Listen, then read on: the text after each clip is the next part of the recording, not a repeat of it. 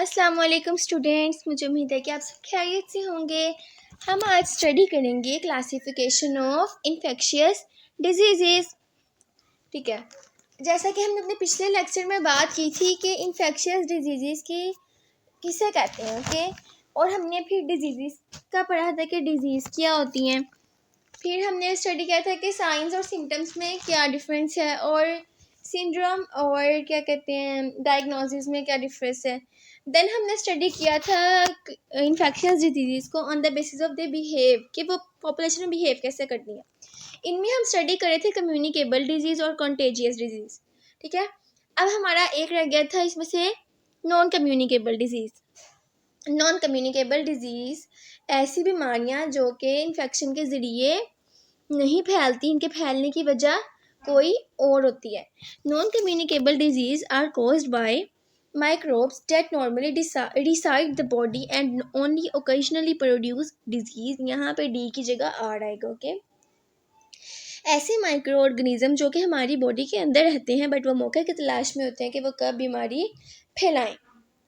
For example, हम जब normal microbiota जब हमने स्टडी किया था अपने प्रीवियस लेक्चर्स में, तो हमने स्टडी किया था कि जो नॉर्मल माइक्रोबायोटा या अपॉर्चुनिस्टिक माइक्रो ऑर्गेनिजम्स हैं, ये अंडर द नॉर्मल कंडीशन कोई डिजीज़ कॉज नहीं करते। ओके, ये मौके की तलाश में होते हैं कि कब हमें मौका मिले और हम कब डिजीज़ कॉज करें। Microbes that reside outside and cause diseases when get inside the body। ऐसे माइक्रो ऑर्गेनिजम्स जो कि हमारी बॉडी के आउटसाइड यानी कि स्किन वगैरह पे प्रेजेंट होते हैं, तो जैसे ये इनको मौका मिलता है कि वो अपनी हमारी बॉडी के अंदर चले जाएं तो ये डिजीज़ कोज करते हैं। For example, clostridium tetani. Clostridium tetani क्या कोज करता है? टेटनस। जैसे हमें चोट लगती है तो हमने सुना होगा कि हमें मतलब जब किसी को चोट लगी है तो इनके पेरेंट्स कहती हैं या फिर नेबर्स या रिलेटिव्स कहते हैं कि भाई जाकर टेटनस का इंजेक्शन लगवा लो। ये क्यों लगवाते हैं? क्योंकि जैसे ही ये बैक्टीरिया या ये वाले जो माइक्रो ऑर्गेनिज्म है ये हमारी बॉडी के अंदर चले जाएंगे तो ये टेटनस कोज करेंगे। ओके, और टेटनस में क्या होता है? मसल क्रम्पिंग, यानी कि मसल काम करना छोड़ देते हैं। ओके, सेकंड हमने क्लासिफिकेशन ऑफ इन्फेक्शियस डिजीज़ में पढ़ा था कि अक्रंस ऑफ डिजीज़ के एक आबादी में डिजीज़ कैसी अपीयर होती है। इससे पहले हम स्टडी करेंगे इंसिडेंस और प्रीविलेंस में डिफरेंट, कि इंसिडेंस क्या होता है और प्रीविलेंस क्या होती है। Incidence is the number of people in a population that develop disease during particular time period। Incidence ऐसे लोगों की तादाद को कहते हैं, एक पॉपुलेशन या एक आबादी के अंदर जो कि एक मखसूस वक्त के अंदर जिनको बीमारी हुई हो। अगर हम कोविड-19 की बात करें तो हम इसमें स्टडी करेंगे कि 2019 में कितने लोगों को बीमारी हुई थी एक ख़ास वक्त। Okay, prevalence, number of people in a population who develop disease regardless of when it first appeared। It includes both current and old cases। prevalence में हम क्या स्टडी करते हैं कि हमारे पास एक ऐसा नंबर ऑफ पीपल, ठीक है, हमने जैसे कोविड की बात करें तो जब हम कोविड को स्टडी करेंगे, कोविड को, ठीक है, तो हम कोविड का दौरानिया किया कितना है 2019 से 2023 तक।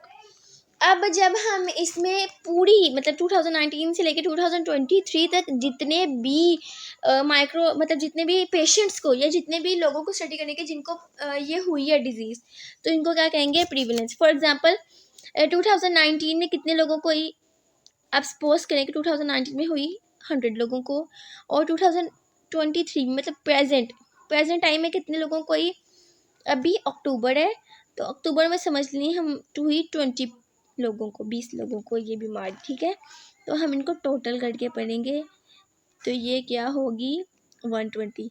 तो ये जो टोटल है ना, इनको हम क्या कहेंगे कि ये क्या है? प्रीविलेंस है, क्योंकि एंडेमिक डिजीज़ और epidemic disease and pandemic disease. अब sporadic disease are disease that occur only occasionally. ऐसी बीमारियां जो कि कभी कभार होती हैं। फॉर एग्जांपल टाइफाइड फीवर, मतलब साल में 1 दफ़ा हो गई या साल में 2 दफ़ा हो गई। ओके, इनको क्या कहेंगे कि ये स्पोरेडिक है। Endemic are disease constantly present in a population, ऐसी बीमारियाँ का जो कि हमेशा एक आबादी में प्रेजेंट होती हैं, मतलब वो ख़त्म नहीं होती या इनका कोई मखसूस वक्त नहीं होता। For example common cold, dengue या मलेरिया इन पाकिस्तान। नज़ला, नज़ला हमें हर मौसम में हो जाता है।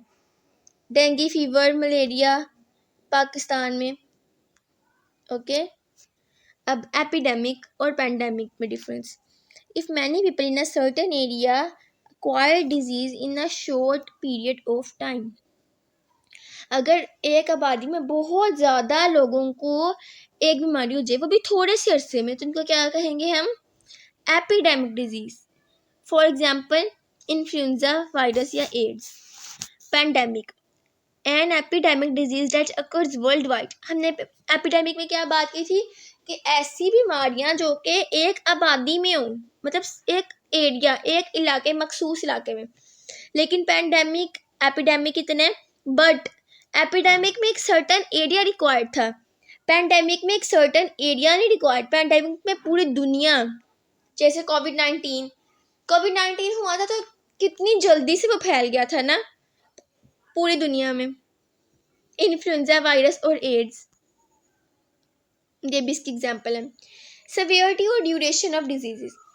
अब सेवियरिटी से हमें पता चल रहा है कि भाई किसी बीमारी की शिद्दत कितनी थी और किसी बीमारी का बीमारियां कितना था। अब हम इनको स्टडी करेंगे। इनमें हम क्या स्टडी करेंगे? Acute infection, chronic disease, sub acute disease and latent disease. Acute infection या acute disease are disease that develops rapidly but last for short period of time.